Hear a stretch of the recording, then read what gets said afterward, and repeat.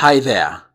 Do you think you can become rich by saving 100 Kenya shillings regularly?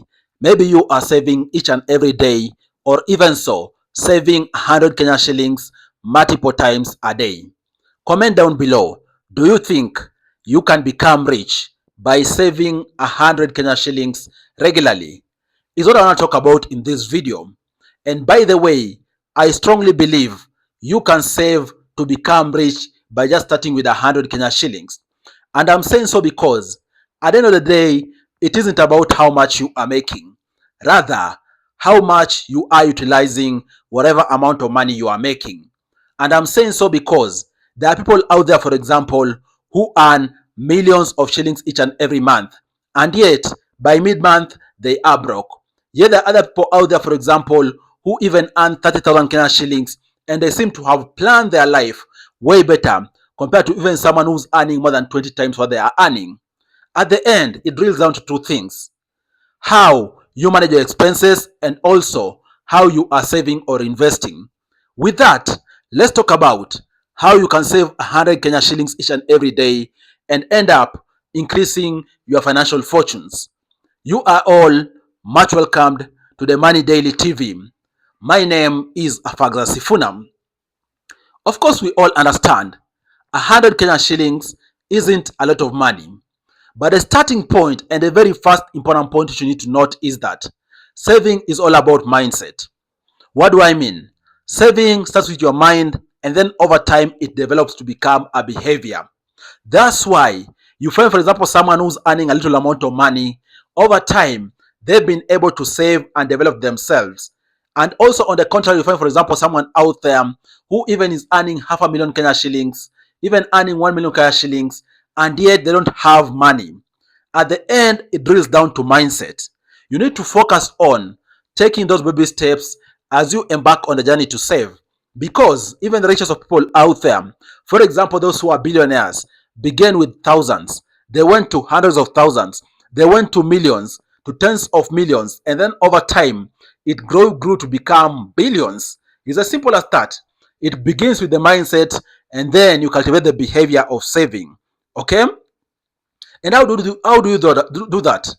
The second thing which you need to have in mind is that have realistic and measurable goals, despite how small they seem like. It could be even a simple thing as saying you are saving 50 shillings each and every day. Do you know that if you are saving 50 shillings each and every day, religiously, at the end of the year, you're going to have saved almost 16,000 Kenya shillings? Okay? So think about it. If you are saving 100 shillings each and every day religiously, at the end of the year, you're going to have saved upwards of 33,000 Kenya shillings. It's as simple as that.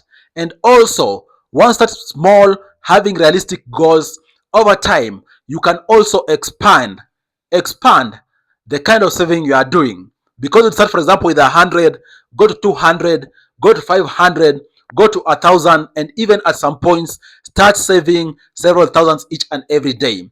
Because you're going to have developed a habit which is very, very enticing, and actually you're setting very clear goals. Okay? And then the third and also most essential step when it comes to saving is you choosing a saving method that works for you. What do I mean? You won't, for example, sit there having money in your pocket and you're saying you're saving in your wallet. No, because as you walk out there, this money is going to find use. Okay? As you thinking about your life, this money is going to find use. That's why you need to choose a saving method which you think is going to be ideal for you and work very dedicatedly towards saving through that particular method. You might be wondering which methods are out there. Could be, for example, you saving through mobile money. Maybe you have M-Pesa. Okay?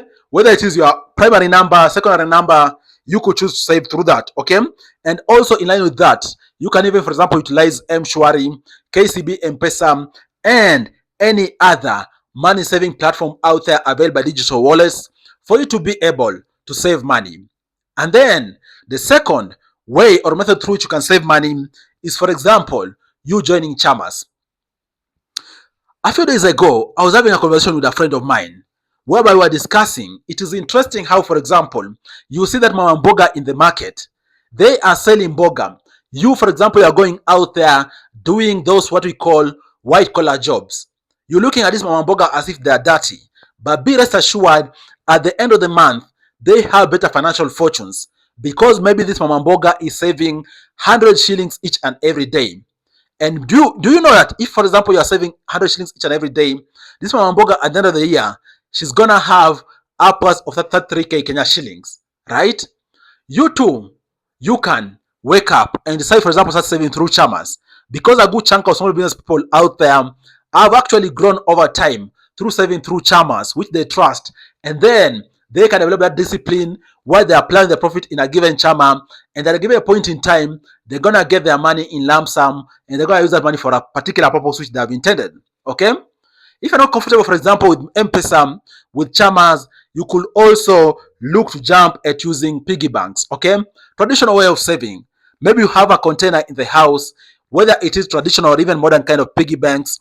You can look to utilize that for you to be dropping their money regularly, whether it is 50 shillings, 100 shillings, 200 shillings, and you'll just be surprised as to how much you'll be able to save come the end of the year. Now imagine, what if you don't touch a particular piggy bank for maybe 3 years? You'd even go to open it and discover you even have upwards of 150,000 Kenya shillings, because it is a habit which you're going to develop over time that's going to ensure that you will end up getting paid very well. Okay? And then the fourth thing, which I've also talked about, is that you need to make it a habit. Of course, when you are starting out, it isn't easy. And of course, you can have different enablers out there which can assist you develop a particular discipline of saving. For example, you can even have daily alarms which remind you. You know, for example, if an alarm goes off at maybe 3 p.m., it is time for you to save. Okay? You can have, for example, reminders on your notes which tell you it is time for you to save. Have these reminders which are going to assist you develop discipline of saving, and be sure you'll form a particular habit which is very fundamental when it comes to you saving. And then the fifth and also very critical step is that pause and reflect. Track your savings. Guys, there isn't nothing out here as encouraging as you, for example, dedicating to saving for around 2 months and then realizing you've even saved 20% of your salary. It can become insane because that's going to be a very big motivator for you to keep going. So, form the habit of perpetually tracking your savings for two reasons. First of all, to know where each and every of your cent is going, for you to also adjust how you better need to increase or even manage your savings each and every day, and most importantly, also to have that particular motivation, because at the end of the day, you're gonna see that truly you are working for yourself. You have developed a habit of saving, and you're gonna feel like your future is much brighter. I think, guys, with that, you all can be able to save money easily.